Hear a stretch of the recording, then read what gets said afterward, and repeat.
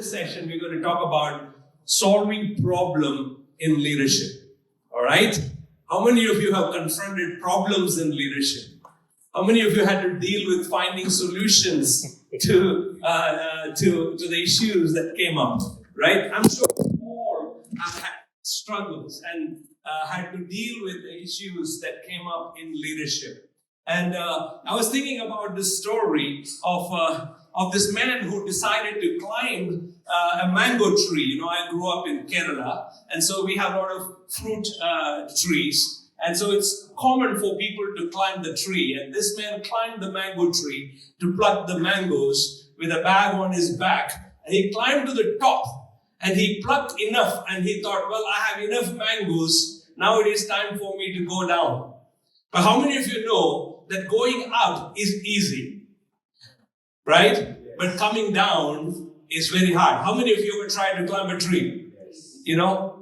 I almost killed myself because we were at a waterfall with my brothers and we were just having wraparound towels around our waist, and we all decided to climb this rock that was kind of slippery, and 4 of our siblings, we actually climbed to the top. But then once we got there, man, it was difficult to come down. And if you slip and fall, you're going to die, because there was a graveyard right there. Many people have died. And so climbing a tree, this man climbed and had a bag full of mangoes. But as he tried to come down, it was so hard. He was so afraid that he's going to fall down. So he said, help, somebody come and help me. I need help to get down. And so an old man was walking by, and he wanted to help this man to get off the tree. And so what did he do? He found a rope and threw it to the guy and said, why don't you tie it around your waist? And what did he do? He just pulled him down with a rope. And this man just landed flat on his back and broke his back. And then everybody is asking, what did you do? Why did you do this? And the guy said, well, last time I tried to help a guy, but unfortunately he was in a well and I was pulling him up. But this time the problem was, he was pushing him down. So the same solution don't work for every problem. And we need to be creative. We need to be innovative in finding ways to find solutions to the problem. Now, in today's business world or in any organizations, people are not just looking for managers, people who are not just looking for people who can delegate responsibilities, but people are looking for leaders who are problem solvers. Who can solve problems and take the organization or the ministry or the business or whatever you are doing to the next level that we are talking about. In a Harvard Business Review study about the skills that influences a leader's success, problem solving ranked 3rd out of 16. Problem solving ranked 3rd out of 16. And so most people, when they come face to face with a problem, immediately they look for someone else to solve. They think, I do not have the solution. I need to go to somebody else's to find the solution. We all started out that way, didn't we? When we were children growing up, when we have a problem that happens in our life, right? As a child, when we land up in trouble, who do we call? Mom, Dad. We call out for help, right? And that's the innate character of all of us. We have this tendency, when we are in trouble, we cry for help. Till then, we don't need anybody. But as we grow up into leadership responsibility, you can't call on your mom anymore. You can't call on your dad anymore. Now you are in leadership, you need to find the solution as a leader. And so different leaders respond differently to the problems that they face. They act to solve the problem. They immediately step into a mode of finding solution to the problem.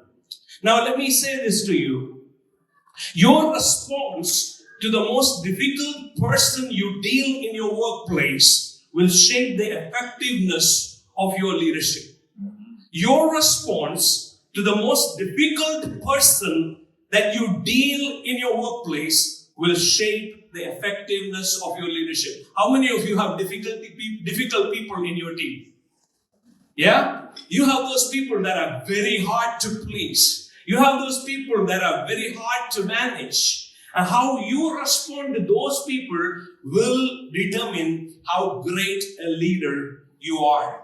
And so don't be surprised when you face a challenge or a difficulty that you are actually forced into making that decision, and that you need to come up with the solution in that difficult moment. The higher your profile is, the higher your name is on the organizational chart, the more troubleshooting, the more conflict management, the more interpersonal relationship issues that you will have to deal with. And so the more responsibilities you have, the more problems you will face. That's just normal. And so effective leadership is essentially effective problem solving. Let me say it again. Effective leadership is effective problem solving. And so problem solving strategies come in many shapes and sizes and many levels of effectiveness. Now, I know there are some leaders who just don't want to have any problems. Some leaders don't want to face any problems. And so in their office, they have a policy and they call it problem-free zone. Problem-free zone. In other words, in their board meetings, they don't discuss any problems. Problems are ignored. How many of you have offices or non-workplaces where problems are not addressed? Yeah? They're just completely swept under the carpet, because as a leader, you don't have the capacity, and you don't have the energy, and you don't have the commitment to undertake and find a solution to the problem. All right? So some people take that as an approach. If the charge is true, if the accusation or the issue is true, some people believe that if the problem is true, if I just ignore for a while, it will just go away. If I just don't deal with it, the problem will just go away. And some people on the other side says, well, if the problem is really, really true, as it is lingering around in the offices or in the workplaces, if it is really genuine, somehow it will land up in my doorstep, and then I will deal with the problem. And so you're waiting for a time to deal with the problem that may arise. There are still others who holds to the view to attack a problem the moment it happens. And they call it nip it in the bud, right? Deal with it the moment it happens. And there are some people who are very spontaneous in dealing with that. So there are different strategies. Now let me ask you, what is your problem solving strategy? Nip in the bud, all right? Now, who else? What do you like to do? Come on, some of you. Face it, right? Face the problem. When? At the beginning or at the end or at the middle? At the beginning itself. Okay. Rohit like to face it at the beginning itself. Whatever stage you face it, whatever the stage is. Whatever the stage is, face it, deal with it. How many of you want to just kind of sit back and wait? Anybody here? All right, there's nothing wrong with that, okay? Philemon? Yeah, I can see that. I can see you just kind of waiting and waiting. I can see that in your personality. I know you. Yeah. How about others? Anybody else here? Yeah? Sam, what do you like to do? I give it some time. You will give it a little time. How much time will you give? That depends on the person. That depends on the person. All right.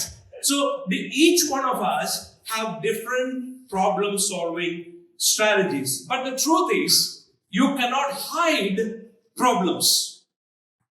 The more you sweep it under the carpet, the more the problems will get exaggerated.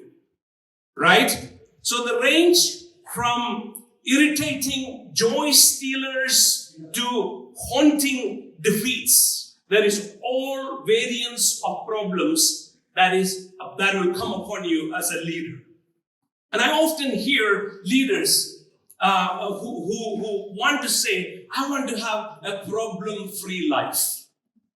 I want to be a leader who don't want to face any problems at all. A problem-free existence. How many of you think that is possible? How many of you think it is possible to have a problem-free leadership? No way. Well, I'll tell you, there is a problem-free zone of leadership. Where? In the cemetery. Go to the local cemetery, there lies a number of leaders who have no problems. Their problems are sorted out. So in other words, Jesus said in the Gospel of John chapter 16 verse 33, Jesus said, here on earth, you will have many troubles and many sorrows. What a profound truth from Jesus. Here on earth, you will have many troubles and many sorrows. But the wonderful thing about human being is that God, who created us in His image, has given us the ability to find solutions to the problems. We all have the ability to find solutions to every problem that you face in your leadership. So leadership is not complaining about problems. It isn't just about identifying problems. Leadership isn't merely developing a plan to address the problems. Dare I say this to you this evening? It isn't even praying about the problems, even though praying for the problem is very important.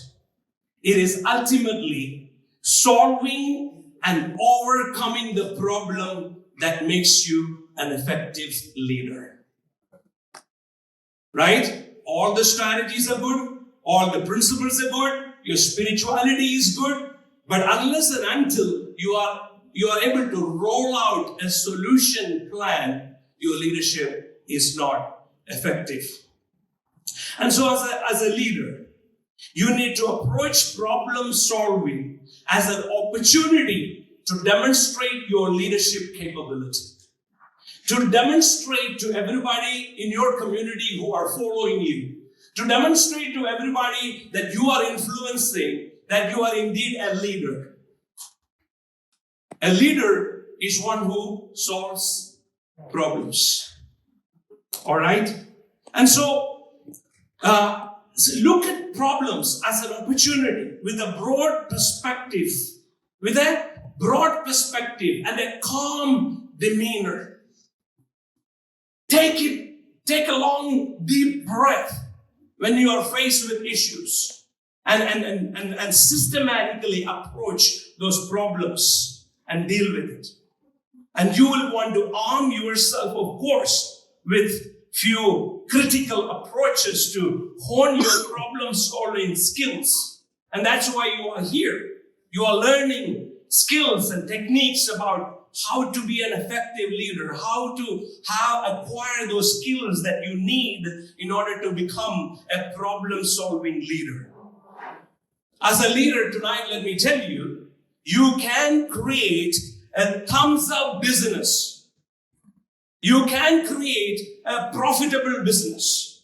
You can create a successful business by instituting these principles that I'm sharing with you so that you are indeed an effective problem-solving leader. And so let me present to you the first principle. And these principles are things that have evolved from my 39 years of being a leader and 39 years of being a student, 39 years of mingling with leaders and seeing how organizations and businesses have operated and how they have succeeded or failed.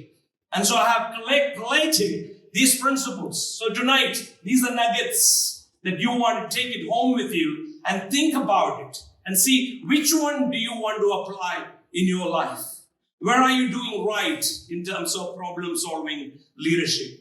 So number one, And I'm borrowing this concept from the great leadership guru, John Maxwell. Many of you have read his books and studied his books.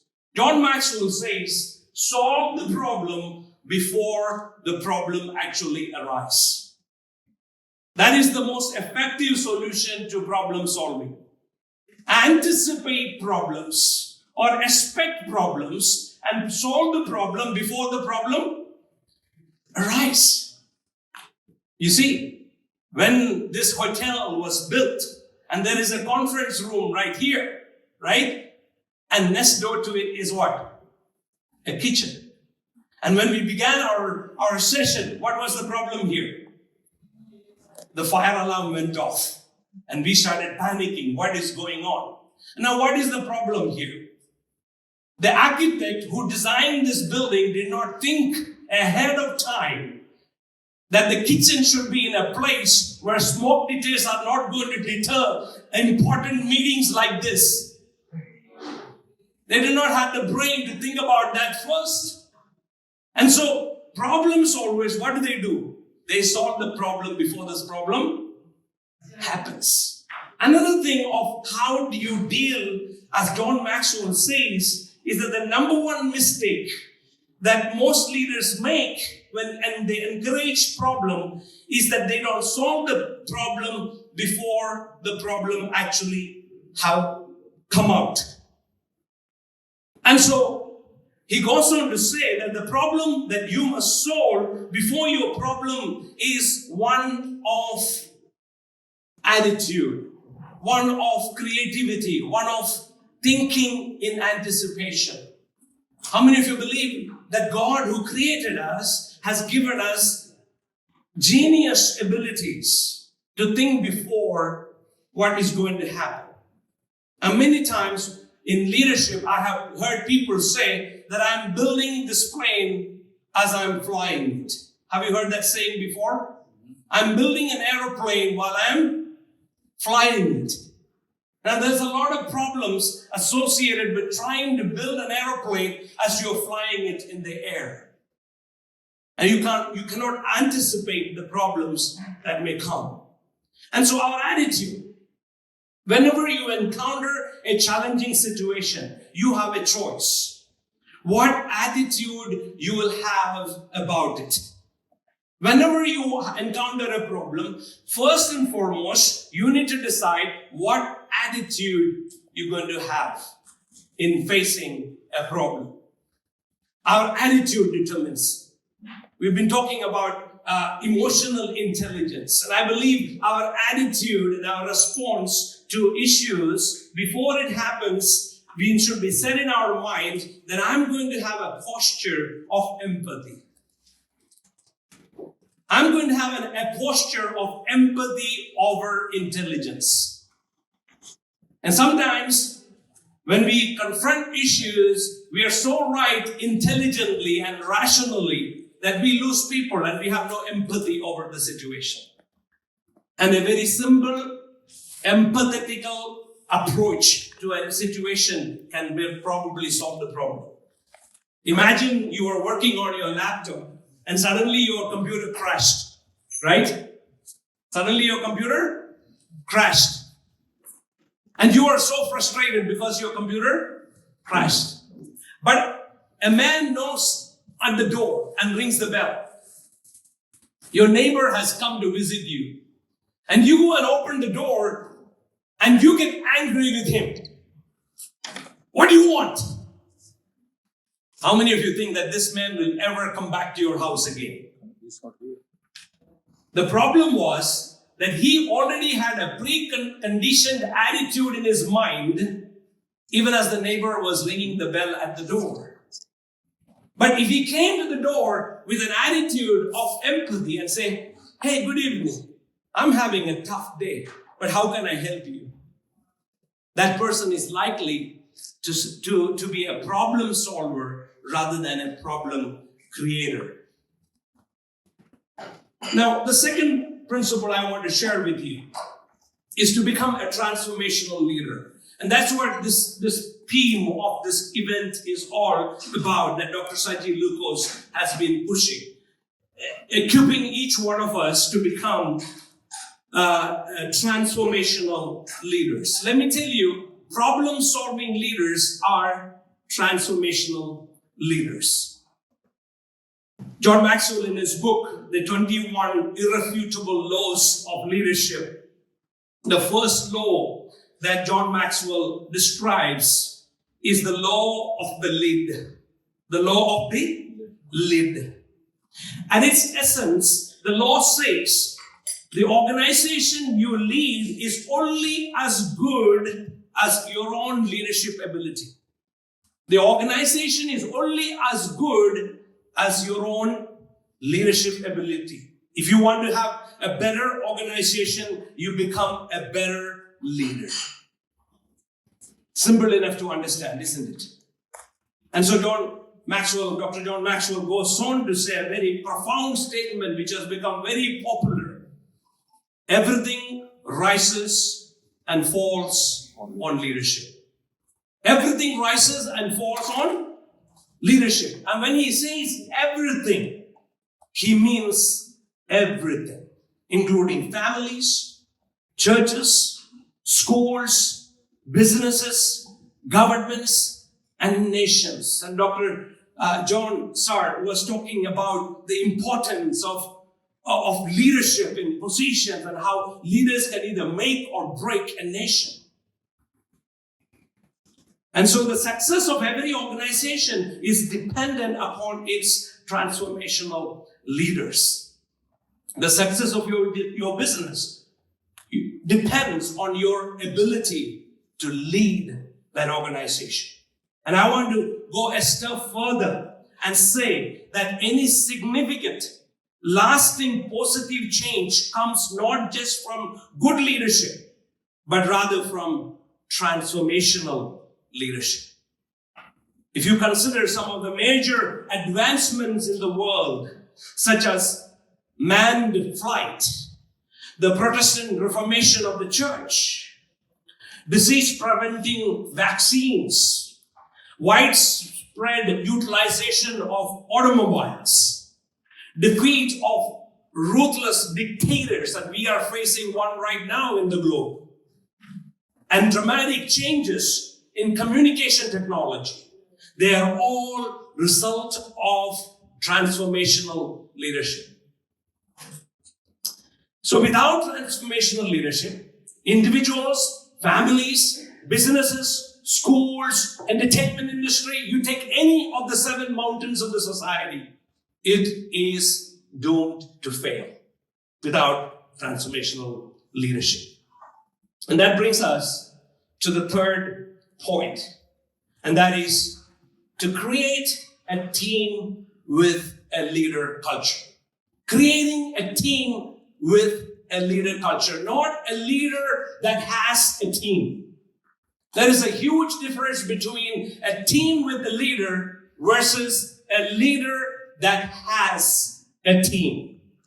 Now, when the team with a leader, the leader becomes a facilitator. And we have heard about that earlier. The leader becomes a facilitator. He serves to fulfill the facilitated leadership framework of the business or the organization. And he fulfills the mutually agreed upon strategy rather than his own agenda. You see the point here? How a team with a leader can actually take the organization to the next level, to the next level, to the next level, because he's working in a mutually cohesive environment. Whereas on the other side, if you are a leader with a team, what happens? You become a dictator. You become a dictator. Can you give me some examples of some dictators that you know? Come on. Hitler. Yes, that's the first name that comes to our mind, right? He was a dictator. Anybody else? Yes, of course. Huh? Putin. Okay, Putin of Germany, Russia, have now come under the same tagline now. The whole world has tagged him now as a Hitler. Now, who else is a dictator? Kim Jong-un. Kim Jong, the Korean guy, North Korea, right? Who else? Saddam Hussein, classic example. Anybody else? Pablo Escobar. Ah, yes, exactly. How about Bin Laden? Yeah, he was a Hitler too. He was a dictator. Anybody in And- India? Anybody in India? Anybody in India? Well, no, we better not talk about that right now. No comments. No comments. All right. So here, when you have a team, a leader with the team, we have subordinates that do only the given assigned work. They only do what they are told to do. They will not do anything else. Now, why do some of the government offices, you go into their offices, why do they work the way they do? Our respected sir has worked in the government department for many, many years. Have you seen their tables? Have you seen their shelves? Have you seen their tables have never been wiped? You know what's the problem?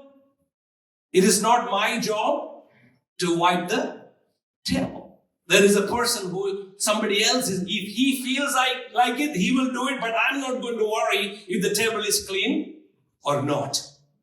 So when you have a leader with a team, the subordinates do only the assigned work and they fulfill the leader's objectives. So what do we need?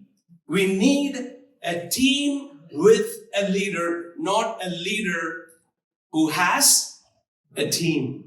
A leader, not a leader with a team.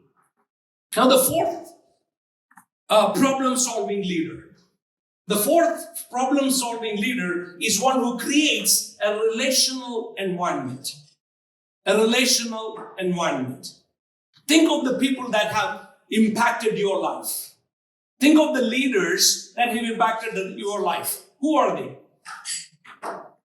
They are people who have related to you. They are people who sympathized with you. They are people who cried with you. They are people who laughed with you. They are the influences of your life.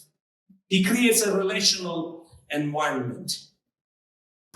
Now, there is another opposite to a relational style of leadership. Who can tell what is the opposite to a relational style of leadership? Transactional. Who said that? All right. Transactional leadership. You got relational leadership or transactional leadership. Now let's look at the difference between relational leadership and transactional leadership. In relational leadership, you have mutual interest. It's easy to solve the problem when you have mutual interest. In relational leadership, you are concerned about what you are going to give, what you're going to contribute, what is your initiative in this, what is your sacrifice in this. And also in relational leadership, your interest is to be regularly informed on a daily basis about each other in the team. You want to be informed all the time where you are, what you're doing. That's relational. My wife knows exactly where I am and what I am doing right now. Why? Because I have a relationship with her, right? If you don't have a relationship with people, they don't know the details of your life. And so in problem-solving leadership, what do we need?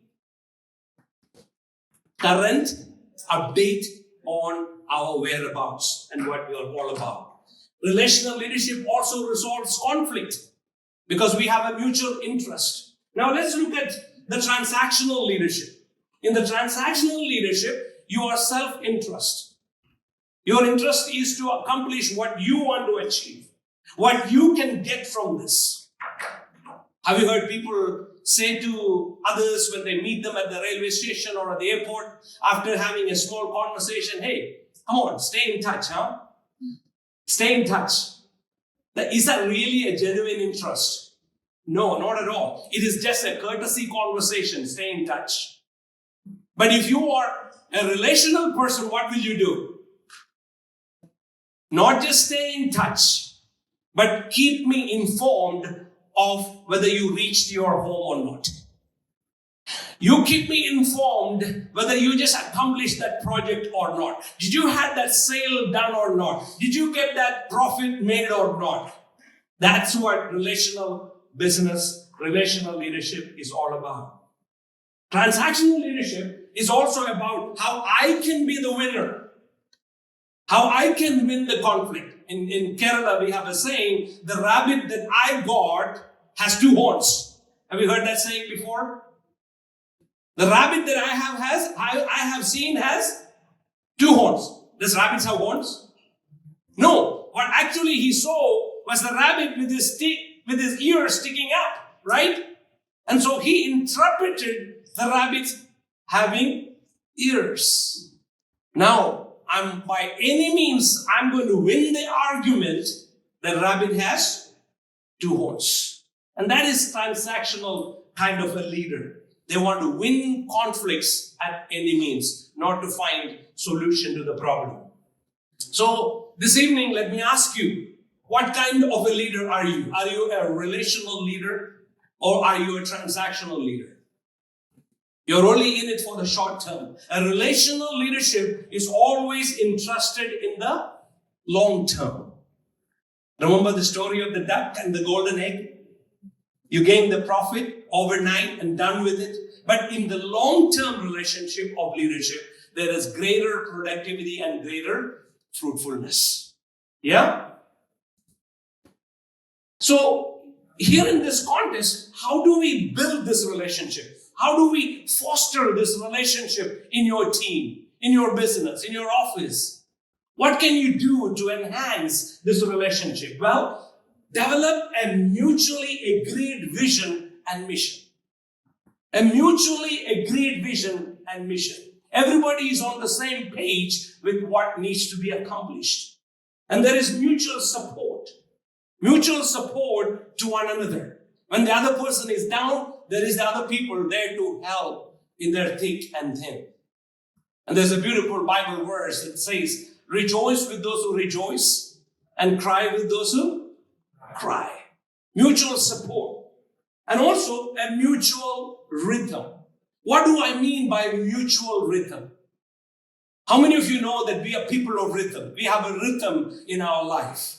When you get up in the morning, what do? First thing, brush your teeth, right? Or go to the restroom. We have a routine. Many of us have a routine and we go by that rhythm.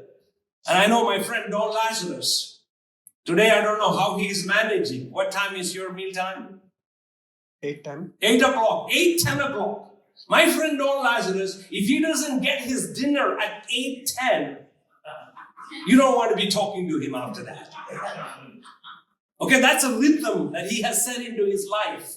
Now, if you want to work in a team environment, what do we need?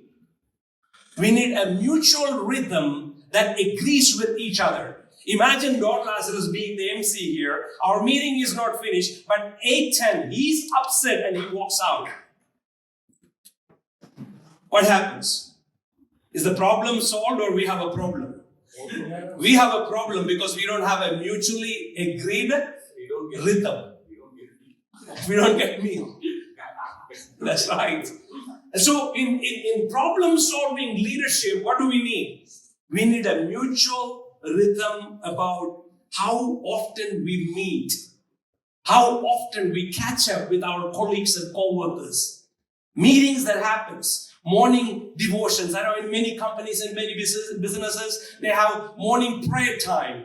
And that's a rhythm. Okay, we know at 8 o'clock, everybody comes and what is it? Before the business starts, it's prayer time, right? And so there's a rhythm that is created. Whether that is a board meeting, that's a leadership meeting, that's any kind of meeting, keep a rhythm happening. And also there is a mutual benefit. Mutual benefit. Equal benefactors of the profits. Not one person becoming his belly bigger, but everybody gaining from it. Right? Now that brings me to the fifth framework for problem-solving leadership, and that is to create a framework for facilitated leadership. Creating a system for facilitated leadership. What do we mean by facilitated leadership? In facilitated leadership, we have plurality of leadership. Plurality of leadership.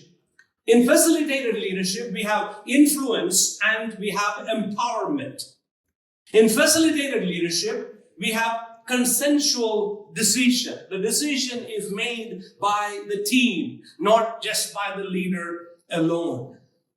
And so, when you create a plurality of leadership that is functioning together as a team, when you have influence and empowerment, helping others to grow bigger than you create an environment of facilitated leadership. And let me go quickly, and number 6, and I will close.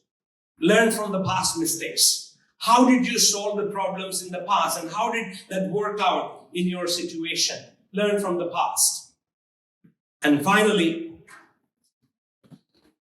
problem-solving leaders, they know how to ask the right questions. Asking the right questions is important to know the why. Why this issue has happened. Why this problem have happened. And going to the deep roots of the issue. And finally, problem-solving leaders are made, not born. Now, leaders are born. Some leaders are born, they have innate abilities and characters and traits that are inherited from their forefathers in their DNA. But then you also have leaders that are made, but problem-solving leaders are not born. They are made. How are they made? Through the experiences, through the learning opportunities like this, where you learn and where you acquire skills that are necessary to become a problem-solving leader. So you could be a leader, but not necessarily a problem-solving leader. And so in order to become a problem-solving leader, we need to acquire the skills, the necessary abilities to move forward. And so as I conclude my session here tonight, problem-solving leaders are very valuable asset, and they are actually in short supply today. Companies, organizations, and businesses, ministries are all looking for people who can actually find the solution and not the problem. We have enough problem makers, right? We have enough people to create problem, but we are short of solution, leaders with solution. We need such leaders everywhere. If significant positive change can result from problem-solving leadership, why wouldn't we want it everywhere? Why wouldn't we want problem-solving leadership in our homes? I believe problem-solving leadership begins in our home. That is the first ground of experience of learning how to be problem solvers. In our home, as fathers, as husbands, the Bible says you are the priest of the house. As the men, you are the head of the house, and you have a responsibility to be a problem solver in your home. And we need problem solvers in our businesses. We need problem solvers in our churches and our religious places. We need problem solvers in our government, hospitals, universities, and schools. We need problem solving leaders. Will you be one of them? Amen. Would you choose tonight and say, I want to be a problem solving leader? Enough of complaining, enough of murmuring, enough of criticizing. It is time for me that I step up my game to become a problem solver. Let me tell you, your profile will go up. You will be hunted down by organizations. You will be hunted down by other people who wants to talk to you, who wants to glean some wisdom from you, from some insight from you. You will be in great demand because you have acquired a skill of becoming a problem-solving leader. So I pray that each one of us will aspire to become a problem-solving leader. India today need problem solvers. From our president's office to the local village sarpanch, we need problem solvers. From the IPS officers and IAS officers, from the medical professionals to the scientists, to the educational field, to the artists in the Bollywood industry, everywhere we need problem solvers. Will you be one of them? And that's the challenge I want to pose with you. If you're already one, thank God. If there are areas in your life that you may need to tweak a little bit, search and find out what those things are. Maybe some of these principles, some of these things that we may need to imbibe into our life.